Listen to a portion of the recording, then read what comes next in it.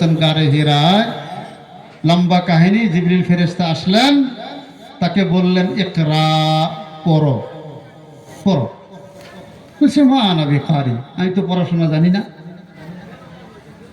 আমার নবীর লেখাপড়া জানেন নাই। আল্লাহ তাআলা কোরআনে কত স্পষ্ট বলছেন, ওয়াল্লাযী বাআসা ফিল উম্মিয়িনা রাসূলাম মিনহুম ইয়াতলু আলাইহি আয়াতিহি ওয়া ইউযাক্কিহিম ওয়া ইউআল্লিমুহুমুল কিতাবা ওয়াল হিকমা ওয়া ইন কানু মিন ক্বাবলু লাফি দালালিম মুবিন।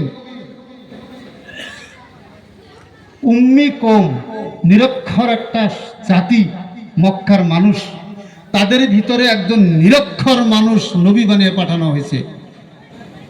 তিনি কি করবেন? কোরআনের আয়াত তেলাওয়াত করবেন, ওদেরকে শিরক থেকে পবিত্র করবেন।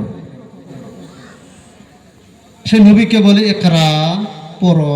বলছে আমি তো পড়াশোনা জানি না। বলছে ইকরা বিসমি রাব্বিকাল্লাযী খালাক, তুমি ওই রবের নামে পড়ো যে রব তোমাকে সৃষ্টি করেছেন।